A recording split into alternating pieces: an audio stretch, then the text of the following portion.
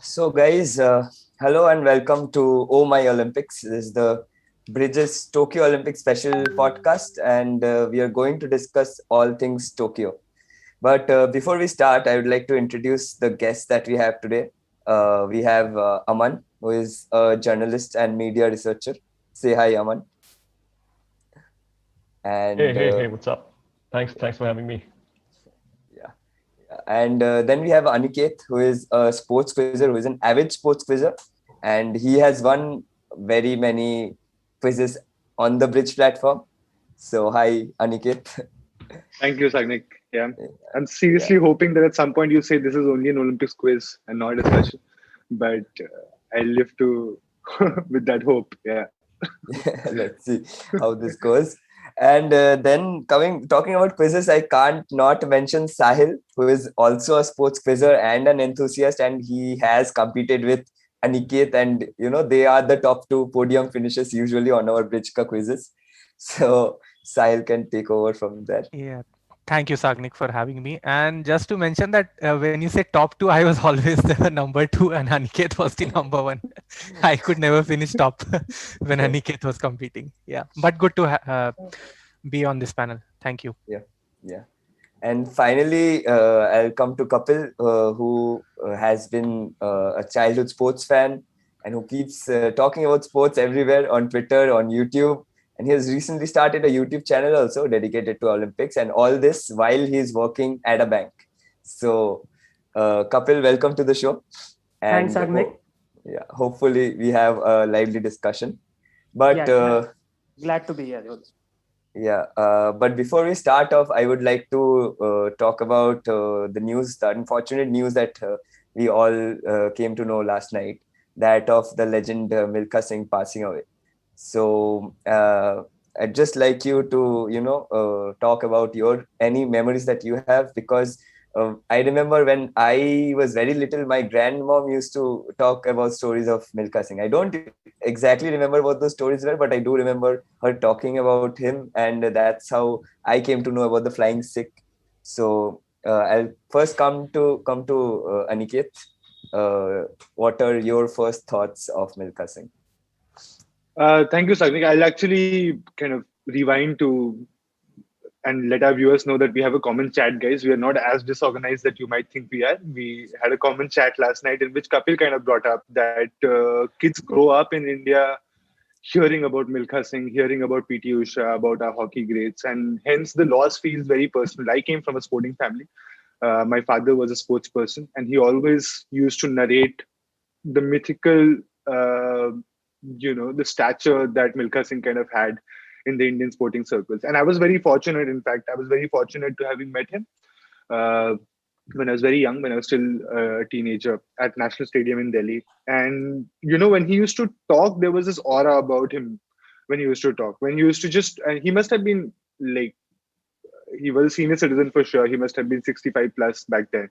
But he just started running in front of us, and we were absolutely in awe of what was being shared by someone who was a pioneer, who was a beacon in Indian sport and Indian athletics. And it's a massive it gives me massive amount of pain to know that he's no more, and may his soul rest in peace. But Milkha Singh was like no other Indian athlete, at least in his time. And I know Gurbachan Singh Randhawa qualified for the finals in 1964, and PT Usha did it later. But for someone to go out, break an Olympic record, run as well as he did in that competitive a race, I think is just phenomenal. So yeah, that's my first thoughts. Yeah. Yeah. Kapil, So my first memory with Milkha Singh, I don't remember which event it was. We were watching maybe some Commonwealth Games or Athletic or some Asian Games or something. And Milkha Singh's name came up, probably on TV, mentioned by someone on TV. And I was very young. I don't know, maybe 10 years, 12 years or something. And I asked my dad who Milkha Singh is. And dad says that he was the guy who broke the world record at the Olympics. But the problem was the top three also broke the world record. So because of that, he ended up fourth. So that was his legacy. Honestly, I found out later it wasn't the Olympic record. It wasn't the world record, but it was actually the Olympic record, which he broke. But Milkha Singh is obviously the original legend, so to speak. We have just heard stories. We didn't see him compete. We have all seen the film, and he's obviously an inspiration. Even till today, everybody remembers that. Even so many years later, PT Usha matched him, having coming fourth, but nobody else has been able to match him. And it was his dream that India would be able to win an athletics medal, Olympic medal, during his lifetime. It unfortunately remained unfulfilled.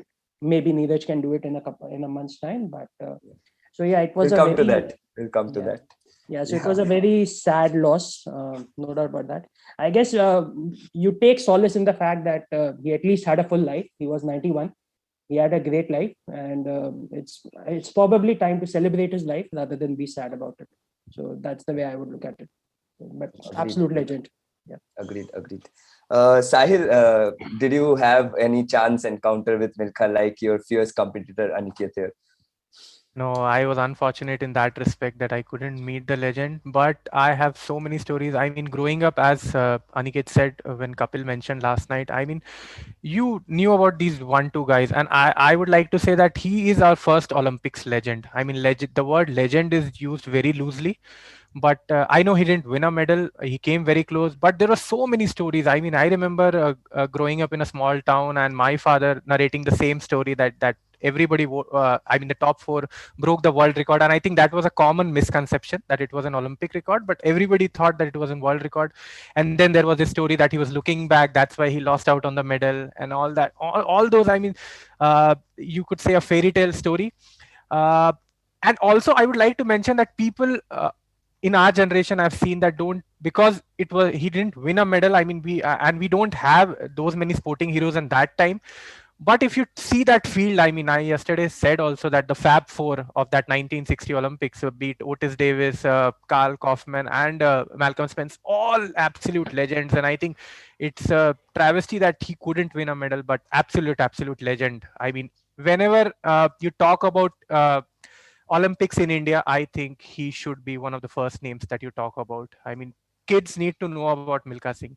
I mean, I feel when I'm speaking, I have goosebumps when I speak about Milka Singh. So, I mean, absolute legend in my opinion. I mean, no doubt about that. And may he rest in peace. And also, if we can give him a great tribute in the coming Olympics, if we can grab maybe 1 or 2 medals, I mean, that would be the best tribute to Milka Singh. Yeah. Finally, before you go to Aman, sorry Aman, just a quick juncture about Milka Singh. Is that guys, if you look around the sporting world and if you look around the sporting universe in general, people who attain mythical proportions, right? People like Kapil mentioned, like Sahil mentioned, people talking about Milka breaking the world record, which is completely untrue, by the way, comes from the fact that he held this massive, larger than life image in the Indian society. You look in the West, you would see similar stories being narrated about Muhammad Ali, for example. Definitely, there's so many different accounts of him hurling his Olympic medal into the river, and if you go back, a lot of it is untrue, but it's just that legends, people who just affect general life. Milka Singh's stature went beyond the track. He was not just someone who was a beacon of hope on the track, and I think that is something that Indian sport would miss the most, is that we've never had a hero like that, like a hero of that proportion. I can't count too many of those in Olympic sports in India. And I think that is where Milka Singh kind of stood out. And I'd let Aman speak now, but sorry, but I just had to say that is what sets Milka Singh apart from just people who are athletes. There have been a lot of good athletes. Milka Singh just stood apart because he was much more than just an athlete. Yeah, absolutely. Well said, Aniket. Now I'll come to Aman finally on his thoughts on the legend passing away last night.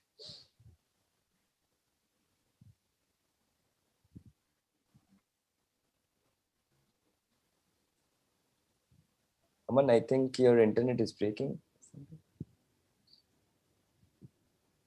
Sorry, my internet's really bad. I can't see you guys either. I can barely hear you guys. Can you hear me? No worries. We'll let you connect back again, and we'll hold you for that thought of yours on Milka. Yeah, and I would also like to just add on to what. As far as Milka Singh's concerned, Go I on. never had an opportunity to sort of meet him, but I've lived vicariously through his life because of his son, because I've had the opportunity to cover professional golf in India. And there's this one story, which is, again, like Aniket says, it's probably legend, but it's a cool story to tell that the two sports that both father and son decided to play, right? I mean, you're talking about track and you're talking about golf. Both sports have a very, very steep learning curve. At least in my opinion, they have this steep thing where you sort of have to either try and shave off a few seconds, or you have to try and shave off a few strokes in order to win. In both cases. So there's this wonderful story which I used to hear from Chandigarh Golf Club that in the 90s when Jeet Milka Singh, the son, first turned professional, he had some initial success, and then he sort of went into a drought where he had a wrist injury and he didn't win a tournament for the next 7, 8, 9 years. Sponsors started drying up, things of that sort. And there's a story that his father used to tell him that I'm going to drop you off at Chandigarh Golf Club, and you please don't call me until your hands are bleeding. So I guess it kind of worked out for him, because then he ended up like winning a lot of tournaments after that and getting into the top 50 in the world. So that's my Jeet Milka Singh story, and Milka Singh story, actually. Yeah. So coming straight to Tokyo 2020 from Milka Singh, what Milka Singh could not achieve, right? The Olympic medal, which would have surely made him the greatest GOAT of all athletes in India. But he couldn't achieve that. But this time, do we think that some athletes have some chances in track and field? I'll start with Kapil here. If you're talking about Tokyo, honestly, there has been a bit of hype about quite a few athletes in terms of medal chances. But in my opinion, when it comes to realistic medal chances, it starts and ends with Neeraj Chopra. We might see a couple of other finalists, but yeah, as far as real medal chances are concerned, it's Neeraj and Neeraj only. The good part for Neeraj, if you want to call it a good part in that way, is that the javelin field is sort of weakening a bit. Germans are struggling. Magnus Kurt has pulled out. So Neeraj definitely has a chance, and it's probably, I think I would say in my lifetime, the best Olympic medal chance we have had in athletics, and that includes Anju Bobby George as well. Mainly because the field is starting to weaken a bit. But yeah, I think that's where our chances lie when it comes to athletics. And on that note, I'll just ask you in general, like at once, if I may, like who else do you think are India's best chances, realistic chances to get medals according to you in other sports also? Oh, in other sports, there's a long list. I mean, you asked at once, that's fine, but it's an absolute long list. If I have to name a few, I would start with the shooters. I would say the mixed teams, the pistol mixed team, the rifle mixed team. Then you have Saurabh Chaudhary, you have Abhishek Verma, you have Apurvi Chandela was a huge top contender, in 2019. She's had a slightly weak 2021 in terms of trials. So a little bit of a doubt there, but you do have Ilavanil Velavedan. So that would be, I would say, Divyansh Panwar. So shooting itself, has, I would say, about 6 who are medal favorites, not just medal contenders, but who are, medal favorites. If you have to pick like, the top 3 out of every event, I think there are about 6 of these who will finish in those top 3. Of course, anything can happen because it's shooting. And beyond that, I would say in wrestling, you have Ravi Kumar, you have Bajrang Punia, and Vinesh Fogart, who's probably the biggest medal hope. But yeah, the list goes on. Weightlifting, Mirabai Chanu. I think she's probably the biggest medal contender across all sports in terms of surety of a medal, because weightlifting is generally a predictable sport, and you expect her to finish honestly second as of now behind China. Then boxing has Amit Pangal. You can never count out Sindhu, even though she's had a bit of a weak build-up. You can never count her out. So yeah, if I have to pick like the top 10 names, that would be my names. But yeah, I can keep going on. There are a lot more. Yeah.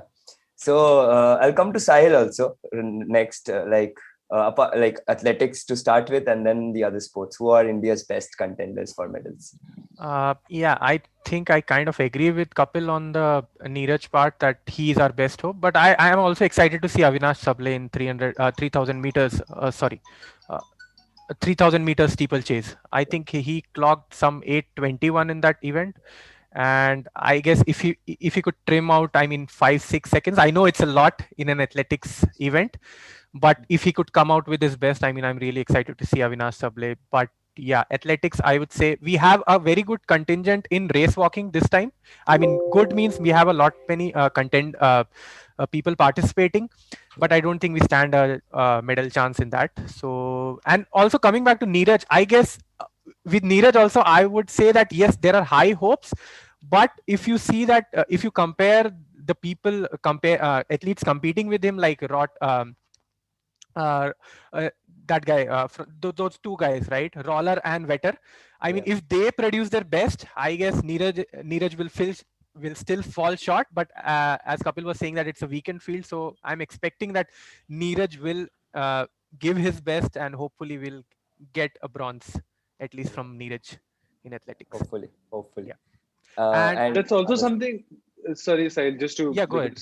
Yeah, but I mean, Olympics javelin, if you notice, hasn't really produced the 95s to win in the last two editions. A lot of things, a lot of things are like uncontrollable, right? The weather, it's the on the wind day, speed, right? and Yeah. So it's on the day, and I just feel that with Neeraj, like you guys mentioned, and when you were saying our contenders in athletics, and Kapil hit the nail absolutely on its head, that it's more like a contender, not plural. We really have, like, if we had to narrow down on one person who might win a medal in athletics, is just Neeraj over there, right? And he gives himself a shot. We have a shot in there, and then on that day, javelin might take its course and move forward. But say 3,000 meter steeplechase, and Sahil can disagree if he wants to, but say it's a strategy race, right? So if you have four Kenyans running and they're running as a team over there, they are pacing each other over there. Our Indian guy has no one else to kind of fall back on, knowing a strategy. He can follow someone. I mean, if you look at the 1,500 meters from the previous games, and it was a strategy race. It was slower. It was memes went around that the Paralympic champion ran faster than the Olympic champion, but it's a strategy race, guys. I mean, and how do you pull off a strategy in a race like that? Say, crucially, in cycling events, you see the same, right? Cyclists hunt in a pack. They hunt in a team. Lance Armstrong didn't win. I mean, actually, he didn't win anything eventually, but like people who dominate Tour de France, they win because they have a team supporting them. And I think in an event like 3,000 meter steeplechase, that's what might hinder our athlete, because he does not have anyone to fall back on. He's like a singular athlete on the track. And if he was absolutely brilliant, say, in a 5,000 or 10,000, if he's Mo Farah, then he has his own strategy and he pulls it off. But I just feel that in a bigger field, the Kenyans, people who are running part of a bunch, Ethiopians, now Ugandans are doing really well actually in 3,000, 5,000 and 10,000. They just have a little bit of an edge over there. Yeah. And let's complete his list. I'll just say about Neeraj, Aniket made a point about 95 meters. I mean, I honestly haven't followed javelin, too much before, let's say, London or Rio. But from what I have read, I don't think, you had the kind of field in London or Rio for javelin that you have this time. You have these three Germans who were at least 1 year ago regularly throwing above 90 meters. True. And you had Kurt, you had, a couple of other guys. I think there's a guy from Taipei, there's a guy from Poland, there was Magnus Kurt. So all of these guys, were reasonably regularly at least coming close to 90 or throwing above 90. I don't know if you had this field before London and Rio, but yeah, the only thing go on, Kapil. The only thing, the only thing now is I think there has been a huge difference between 2020 and 2021. For example, Vetter is obviously throwing 95 like it's nothing, if you look at his recent tournaments. But Roller and Hoffman are both struggling with injuries. I think one of them had a shoulder issue, one of them had a surgery. I'm not too sure about the details, but they are both struggling with injuries. Kurt is out. So the field is weakening, and that's why, what Aniket, you're saying that, the medals might not go at 95 or 90. It might turn out to be true. But at the same time, I think in a full field, Neeraj would have had problems. Field with everyone at their best, Neeraj would have really had problems. But yeah, now it's a different situation now. And Neeraj was struggling a lot last year, but he seems to have come back this year. So that's good. What I meant by 95, by the way, was that in London, going into the Olympic Games, and that's how we would look at performances, right?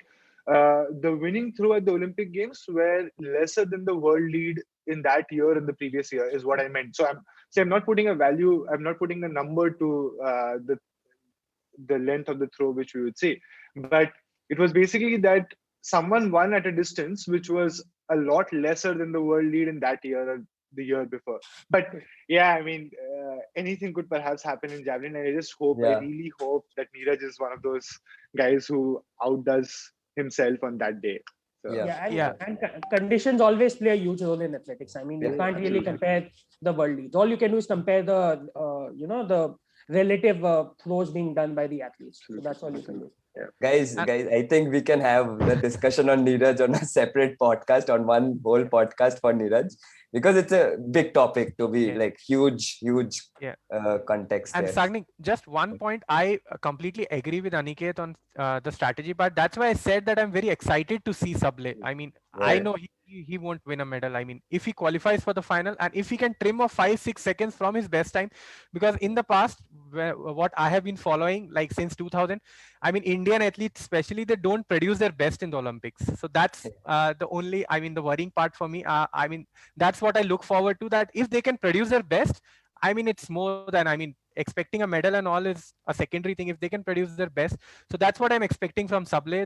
I mean, our best chances Neeraj only in athletics. I'll just let you continue and complete your list of top contenders. So I think the other thing, if we have to have our best haul, like people are expecting, as Kapil said, we have to look towards shooting. Shooting has our best chance. If you see the world rankings, right, for shooting, especially in Abhishek Verma, Saurabh Chaudhary, Manu Bhaker, and Divyansh, all and Abhishek Verma. Everybody is the world rank 1 or 2. I know. I mean, Kapil said.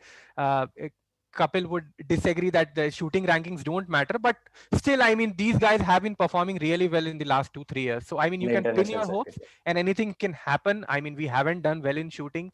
Even whatever has been expected of us in shooting, we have never fulfilled that promise. So, hopefully, this might be a different Olympics for us in that way. So, I think Saurabh Chaudhary and Manu Bhaker, I mean, I'm definitely hoping that they will give us a gold, especially in the mixed team event. Yeah, I would just cut off just 1 second. Yeah, so I would just like to add. So yeah, you talked about world rankings, and you mentioned that why I am not too high on the world rankings.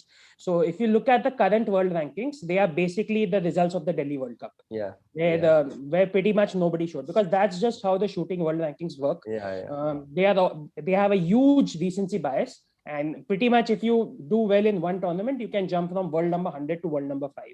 So that is why I'm not too high on the world rankings. The reason, though, I'm very excited about shooting, and I actually don't even agree that, shooters have not lived up to the expectations of the past.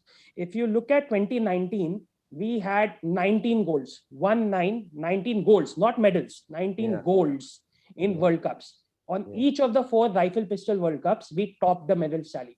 Okay. If you look at 2016, and if you look at the 4 years, we had 1 goal.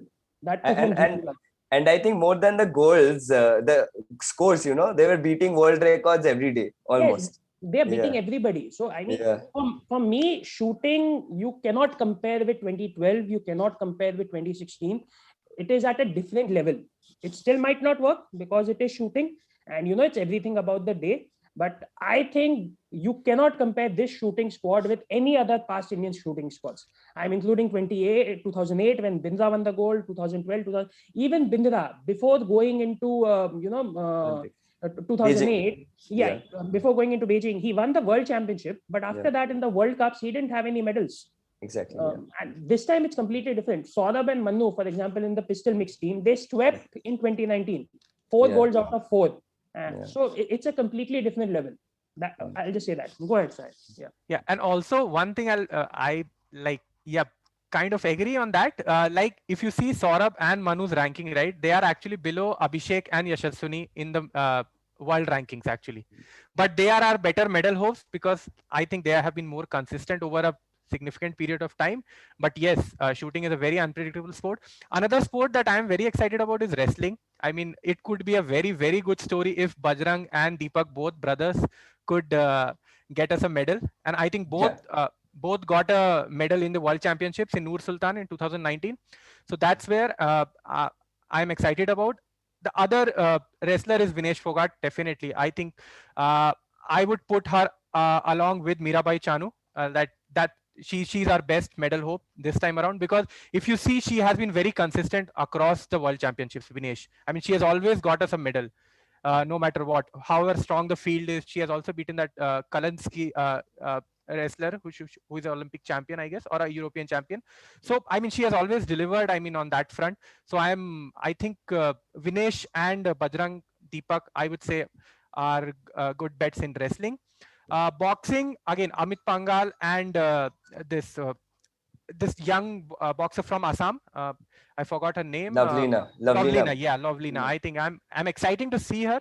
I mean, she has showed a lot of promise. She got a gold in the Asian championships, so yeah. And Vikas Krishnan, as I say, I mean, again, Vikas Krishnan has to be there. I mean, he has got a good experience in terms of Even competing. Pooja Rani won the Asian championship recently. Okay. Yeah, but I think Asia is a little weak in the heavier. Yeah, true. Little tough to predict there. Yeah. And also Amit has basically done well against all his opponents, so that's where I'm counting Amit. I mean, he lost to the guy from Uzbekistan, I guess, in the World Championship. But I mean, he has been a consistent performance, so I would say that Amit is also good bet for our medal hopes this time around. Yeah, apart from that, I think one more name I would like to just talk about and then stop is Deepika Kumari. I know she has been there for quite some time, but she has never delivered in the Olympics. And hopefully, I mean, she could come up with a medal. She won a gold, I guess, in the World Cups, but I think Korea was missing. I think Sahil is everybody was missing. I think Sahil is just talking from his Bengali sentiments when he's talking about Deepika Kumari. That's just my personal view. What about the other archers? Since you're talking about, I'll come to Aman right now. I'll come to Aman right. I think you're talking about Atanu Das, but I guess I mean, they were it was a like there's so many athletes missing that you can always go wrong on that front with archers. I mean, I'm actually going by Kapil's logic, when he said that the same way that you can show up shooting on any day, doesn't matter what your previous experience is, that same sort of logic would probably also apply to archery as well, right? I mean, because you can just show up on any day. And I mean, archery, anything happens. Archery, absolutely anything happens. I mean, I sort of, I like to link it, if it would be, let's say it's a tennis match, and a tennis match's set is composed of just 3 points. That is what archery is. You have a set, composed of just 3 arrows, and anybody can beat anybody in a given set. So archery, absolutely anything happens. And just to add on to Sahil, Deepika, yes, she won a gold at the recent World Cup. So did Atanu, by the way. But it was a very lightly contested World Cup. So I mean, out of the teams, I would say I think I had done some analysis. There was a grand total of 1 team who had qualified for the Olympics besides India, who was there at the Guatemala World Cup. So we can't really read much into that. But yeah, archers definitely do have a chance. I would put more chances in the team events more than the individual events, simply because the field in the team events is much smaller. And we are a much stronger nation, and our 3 archers, are stronger than, maybe just 1 archer. So we definitely have chances in archery. We are contenders, though probably not favorites. And by the way, just if I could just say this, since we are talking about archery, I'll be doing a full archery stream tonight at 11 p.m. on my channel. So if anybody wants, you can join in. Yeah, and since Kapil gave a brief advertisement, I would also like to do the same. If you guys are on this live and watching this live, please do subscribe. So you will get more Olympic content from us going forward every week. Now coming back to Aman, see, there's a lot of comments coming in that we are missing a few names when I expect you to, agree with the rest of us when we were picking out our medal contenders, the top 10 and all. But like the comments, they are mentioning that we are missing out on some names like, Mary Kom and Murli Sri Shankar and Ella Vanil. So what do you think about these guys? What do you think? Honestly, don't know much about that. But Mary Kom, of course, always evergreen. You always expect her to sort of be there in the mix towards the end. And the one thing that we guys really haven't spoken about is table tennis, right? Yeah. I mean, that's the one thing. Table tennis and tennis, particularly. And I'm looking at tennis with a lot of interest because obviously it's Sanya, it's a doubles, So I'm thinking of it from that perspective. That's one thing. But the other thing that not a lot of people have really spoken about is taekwondo. And they haven't given that also, it's the yeah. first time that there's an event, so even a first time event can give you like a surprise winner, right? Because Yeah. you really haven't seen it at the Olympics per se. Yeah. So I'm trying to look at the not so well known sports. I'm trying to see if there's any diamonds in the rust right at that point. So what do you guys think, say for example, of the table tennis squad? What do you think? I am a huge table tennis fan because that was my sport. That's the sport I grew up playing. So I have huge hopes on Manika and Sharath. Obviously, they did so well at the Asian Games. So let's see how they go. I'll just move to the others also and ask their opinions on table tennis. I will say mixed doubles, which is Manika and Sharath, they do have an outside chance. I don't have high hopes because table tennis is very. I am the pessimist. I am the optimist couple. Sorry, I've always been. Yeah. Obviously, yeah. You have to be optimistic, but yeah, personally, I don't have too high hopes. One thing I will say is that what I've seen is they actually managed to beat a Korean pair. I'm not going to be able to say their names right now, but they managed to beat a Korean pair twice. They beat the same Korean pair in the Asian Games, and then they beat the same Korean pair in the qualification tournament for the Olympics. So, and that Korean pair is like world number 3, world number 4. So they have a very good record against a particular Korean pair, due to which which gave us the Asian Games medal, which gave us the qualification as well. But if you look at their record on the tour against all the other teams, even ranked much lower than the Koreans, it's not very promising. It doesn't inspire much hope.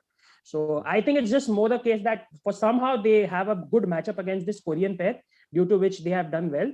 And obviously they have ability. It's not like they don't. But yeah, I would not be betting on table tennis in terms of medal prospects. If they do something, even get to like the quarterfinals or something, and just create some hype about table tennis, that would be great. And if a medal comes, nothing like it would be awesome. But I would not put high hopes on that.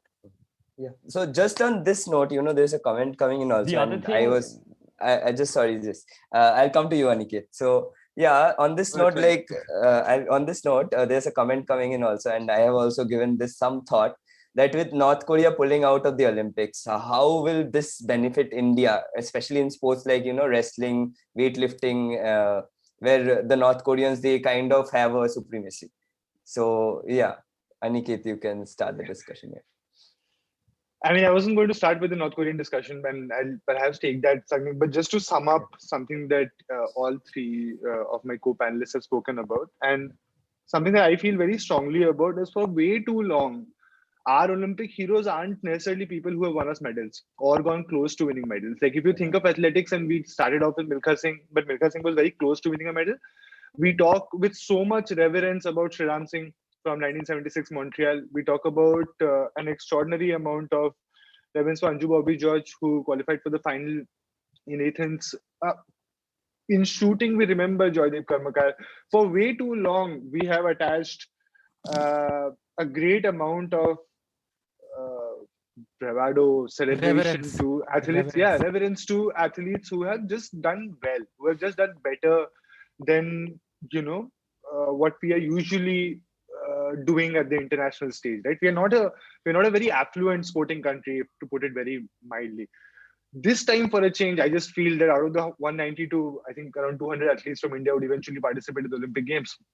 I just feel there's a genuine sense that we can return with a handful of medals, and we won't be, when people used to come back and people used to get cash prizes. That's how athletes get recognized, right? People used to get cash prizes for finishing out, for being a finalist. And I have nothing against that. I really feel that should happen still, by the way. But I just feel that this time, with our shooting contingent especially, and as everyone else pointed out, we have a chance to look up to, in double digits, people who return with medals. And something that the Americans talk about a lot, by the way, because they just win more medals than everyone else, is that if you start the games well, so the Americans assign a lot of importance to swimming, by the way, is because they say in the athletes village, if you start the games well, then the whole contingent kind of gets uplifted, that we too can win the medal, right? And this is not me speaking. This is just multiple Olympic champions who feel that when say Australia, for example, as a sporting country hosting the Sydney Games, first day, boom, Ian Thorpe goes and wins 2 medals back Correct. to And back on the that's opening like night. sort of Yeah. set the tone for the entire Yeah. contingent True. to like I just feel that in 10-meter air rifle, 10-meter air pistol, if we win on the first 2-3 days, that whole contingent kind of then goes, because we have the team events coming up, which, as all of you mentioned, is perhaps our best chance of winning medals in shooting. We are really favorites going into that. But I just feel if we win something on the first day, win a gold on the first day, guys, I just feel that then we are hitting double digits. That's my prediction. Yeah. I mean, And if you're just talking about the first day, I'll just say that the first day is India's biggest day by far for the Olympics. We have mixed team archery. We have 10-meter pistol men, which is Saurabh Chaudhary and Abhishek Verma. We have rifle women, which is Ilamnil Vedhavan and Apurvi Chandela. And we have Mirabai Chanu. Okay. So for me, that date, 24th June 2021. July. 24th July 2021. It has the potential to be India's greatest ever day in sport. Greatest ever day in history. Absolutely. And that exactly that, Kapil. And if I'm not wrong, on the second day as well, the shooting events that we have serious medal chances on that day. I just feel, and I'm very optimistic about this, that we'll hear the national anthem on the 24th and 25th. And if that happens, we are set for more. For the longest time, and I've told multiple people about this, is that there's no picture of it. But when Abhinav Bindra is kind of looking at the national flag being raised in Beijing, okay, and there's a flashlight which is right next to it, okay, which becomes a star. And I made my Twitter cover pic that for a very long time. Yeah. But that is a crown which is just sitting over there, and no one's kind of taking it away from him. And he has said it himself, but I just want someone to emulate that. I just want to hear the national anthem in Tokyo. That's it. That's my first ambition from the first 2 days. And if that happens, we are set for a big haul. Yeah. And you had asked me something else about someone. Guys. So I'll just cut in here.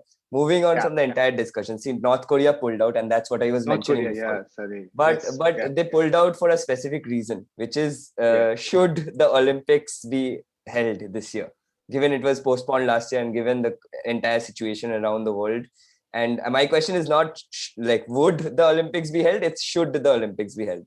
So who would like to take this question first? Aman, would you like to? Yeah, I can go with this, and I'm sure Aniket has a lot of heated things to say about this. I'm going to go ahead and then let him take over from there. I think this is Aman and Aniket. You guys can go at it.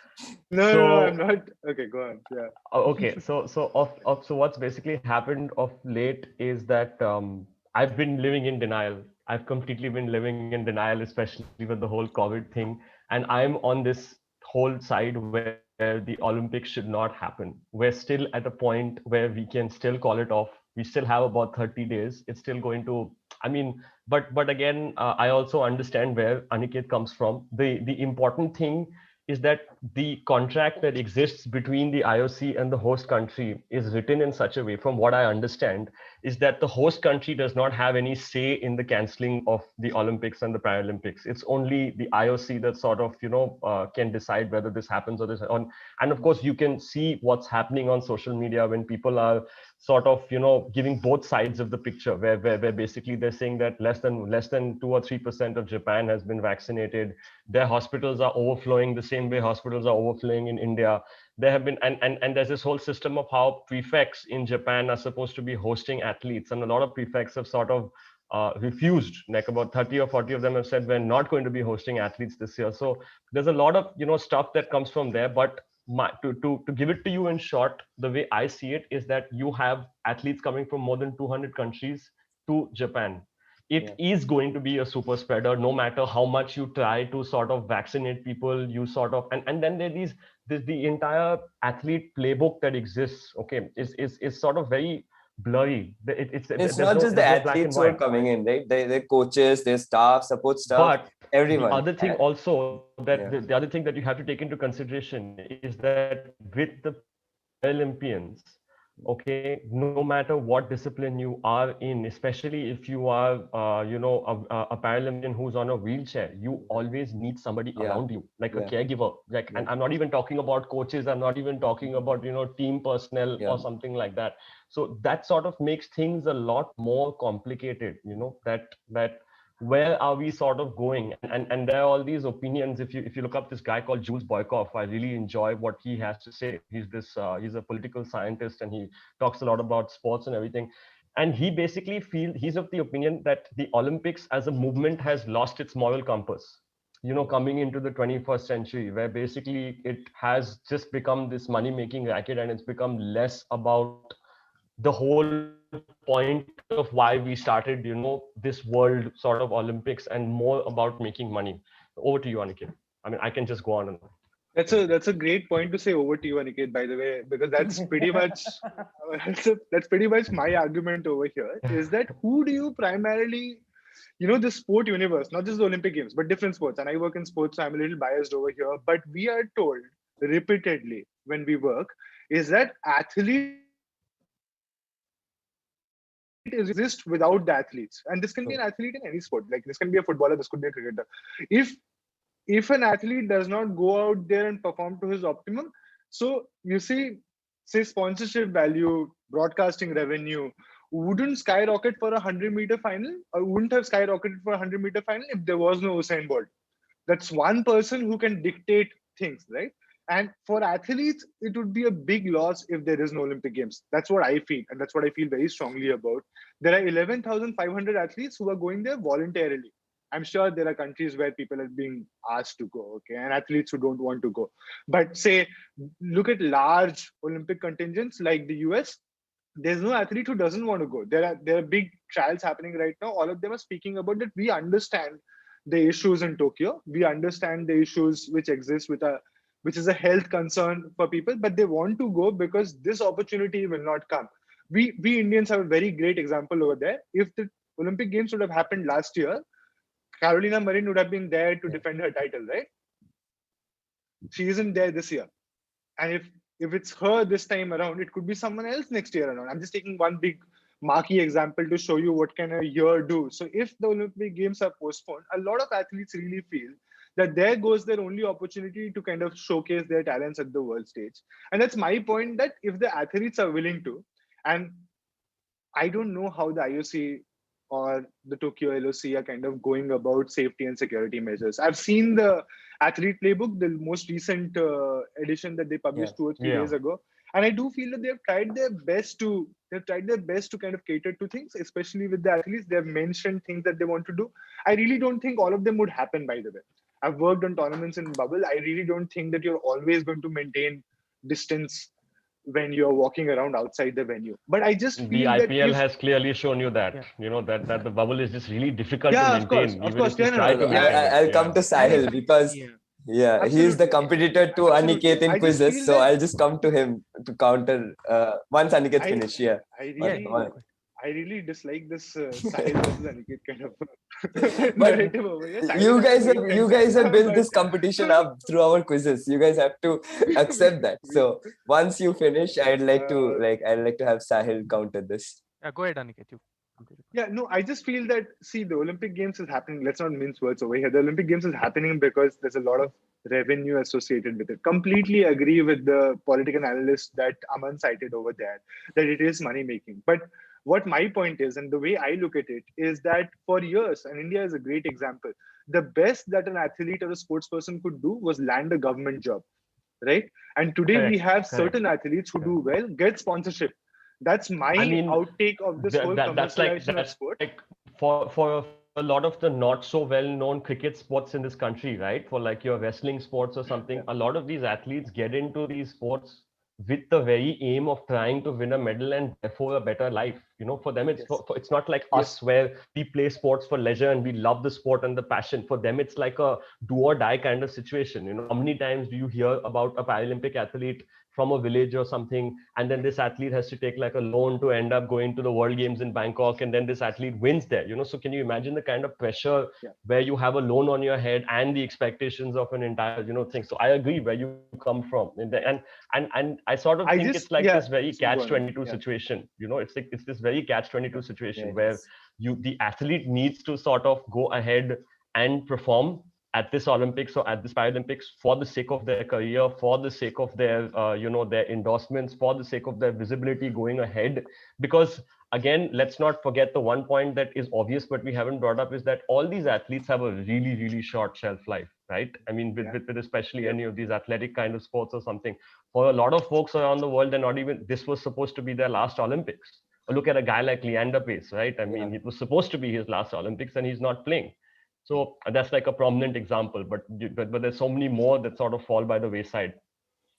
Sahil, what are your thoughts? Sorry, Aniket is. I let Sahil start. Sorry, I just finishing, just wrapping up what I was saying. That is that, see, a lot of us are not in the best position research-wise, and I'm not debating that a lot of us do research about this very intently, very keenly, and there are people who are doing it professionally. Okay, it's just that a lot of us are not in the position to judge if Japan would be able to host the Olympic Games or not. That's not something that I can judge because I don't know in entirety, in an exhaustive manner, the healthcare facilities what's going on in the Japanese local media, what's sort of going on. Yeah. And how the IOC and LOC kind of decide to figure it out. I just feel that because they are going ahead with the Olympics, I just feel that I'm enthusiastic about the athletes who are going to be in Tokyo. This is better than them not being part of an Olympic Games at all. So I'm not an expert on health and safety, so I'm not sure about that because I haven't read enough.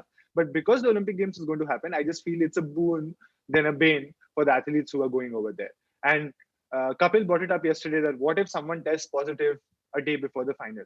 And I just feel that is a very, very fair point.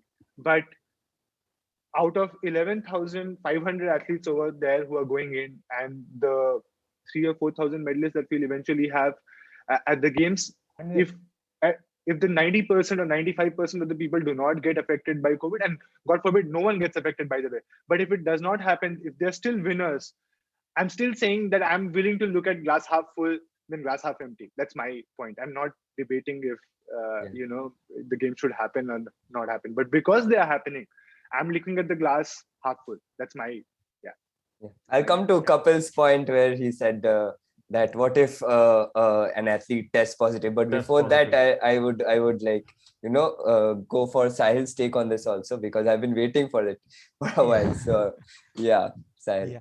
So I kind of get the point where you're saying that this, for an athlete, like this is a once in a lifetime opportunity. And let me bring two names. I mean, leave aside the big medal hopes and all. Think about Bhavani Devi representing India for the first time in fencing, and Netra Kumanan, the first woman sailor, ever.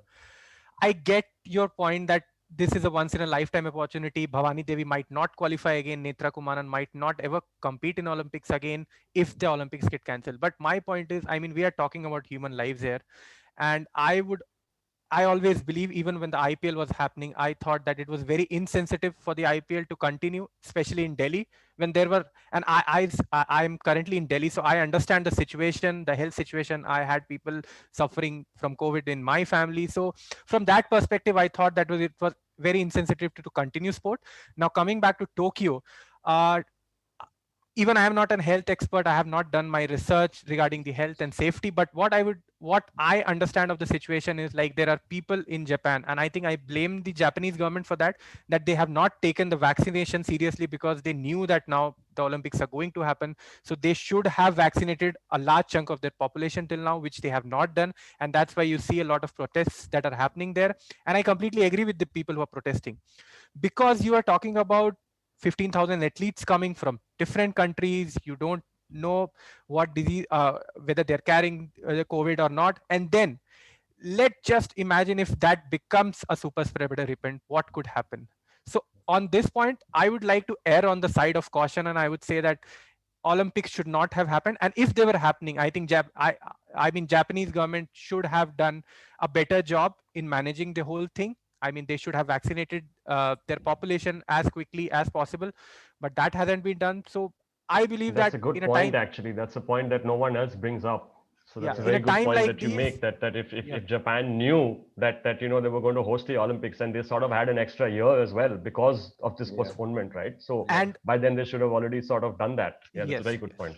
yeah, and also what my last point is that I know, I mean, Aniket brought that point about 90% athletes not getting COVID, and it would be just a small chunk. But I would say if even one life, I mean, I look at it that way, even one Yeah. life, not just from the Olympics village or the athletes. I think if somebody in Japan dies, even one single life, I think I would not be able to sleep peacefully. So from there, I would think that. I hope nothing happens. I hope nothing happens. I am completely optimistic that nothing should happen and will not happen. But if in case happens, I think it could be a disaster. I mean, so many people. I mean, we have seen in India how the health structure, I mean, just crumbled. So I hope it doesn't Completely happen. But collapsed. Yeah. yeah, but I personally, if you ask my opinion, I think it should not have gone. And if it would have continued, and if it is going to be continued, then I think there should have been better measures from the Japanese government. Yeah, yeah. I think Kapil also kind of agrees to that. So I'll Yeah, just come to so him. Yeah. yeah, so I'll just say, I mean, I think the most of the discussion so far has been, cancellation versus happening. For me, both options are not ideal. For me, the ideal option would have been postponement. True. That is the third option. I mean, cancellation is out. I agree that the athletes deserve a chance to compete. They have qualified. There's too much, and also there is a lot of money involved. It's not the primary criteria. Obviously, lives are much more important than money. But I think I would imagine, in a postponement, a lot of these problems would have been solved. Another option, which nobody talks about, because Japan has had problems with vaccine and all, would have actually been a move. Because if you actually, I don't know how many people have watched, but if you actually look at, the videos coming out from US, like let's say Las Vegas or somewhere, US is right now behaving as if Corona is over. There is no more COVID left. Las Vegas is operating at full capacity. There are no masks. There is no nothing. The COVID has ended basically in US, at least from public perception. And even officially, they have made masks non-mandatory.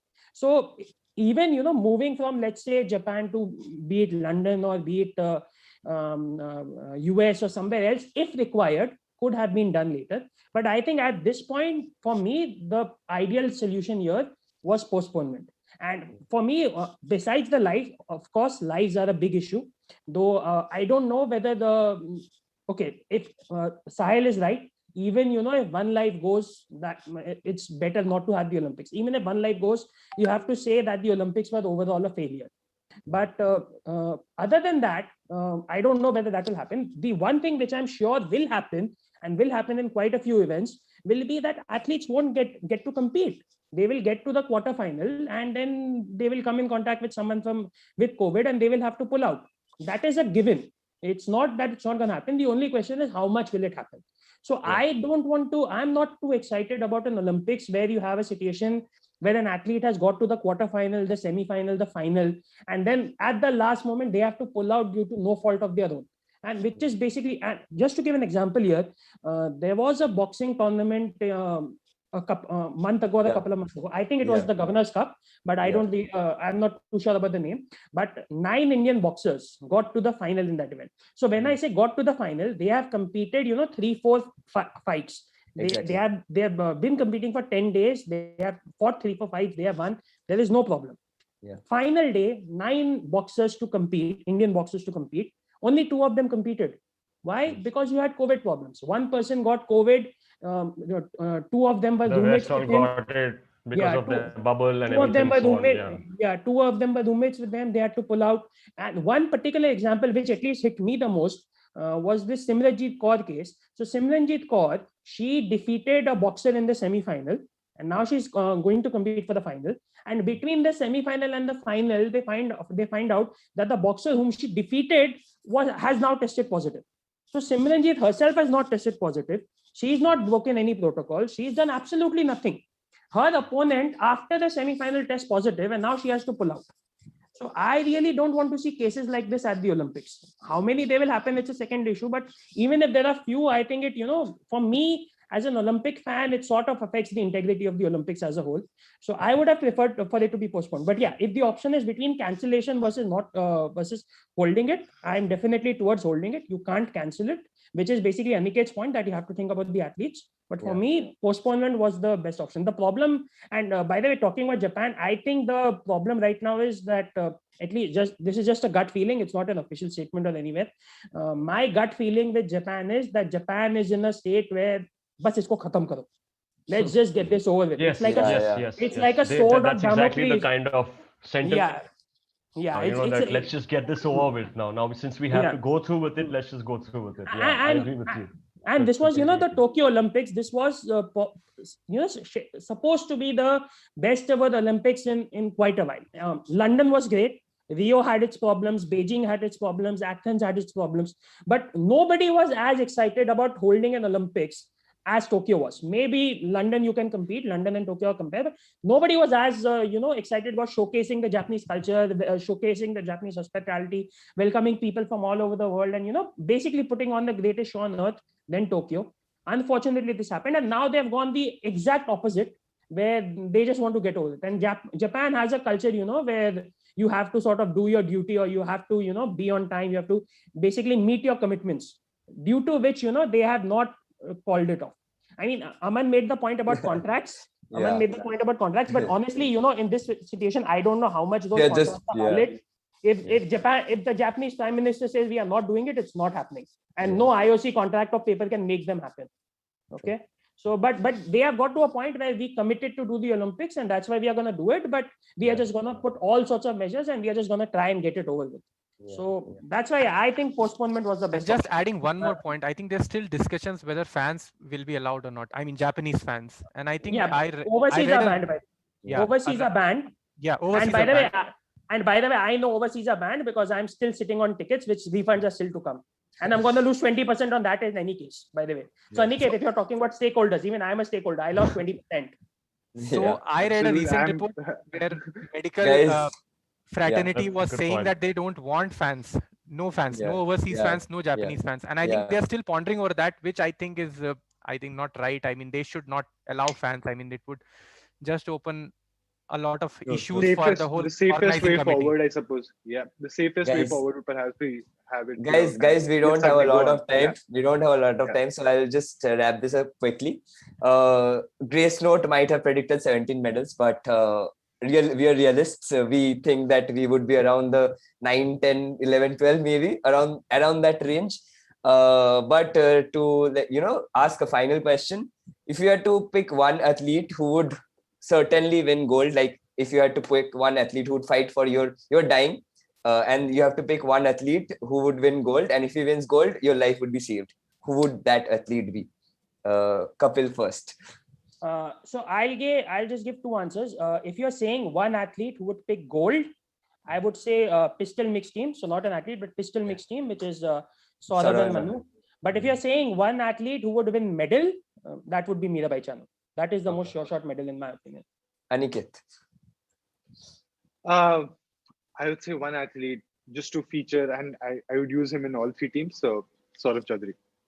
Definitely. Broadening my horizon over there. In either of his events, he wins a gold. Yeah. Aman. Since we haven't spoken about the Paralympics at all, two of my choices would be Pramod Bhagat, who is a badminton player, and Palak Kohli, again another badminton player. So Paralympics, we will have further discussions, definitely. Of course, this was very fun. And lastly, coming to Sahil, one athlete at Tokyo 2020.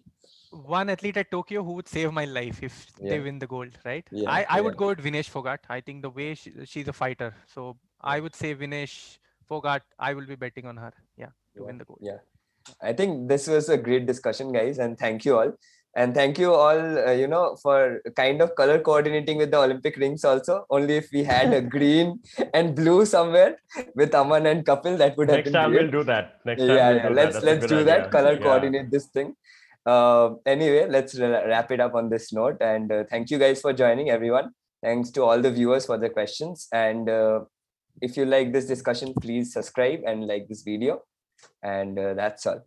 Thank you. Thank you, Sir. Thank you. And thanks to the Bridge for inviting us all. Always a Hopefully pleasure. we can do this again. Yeah, Hopefully we can have definitely. many more conversations. And Olympic quizzes, Bridge, please. I would, on record, I would vouch for the prizes that you give out to winners. They're great. So please have some more. We I think will. I would win. Soon, rolling out soon. Quizzes at the bridge.in. Thank you, guys. Absolutely. Thank you. Bye, guys. Bye. See you. Okay. Bye bye, guys. Thank you.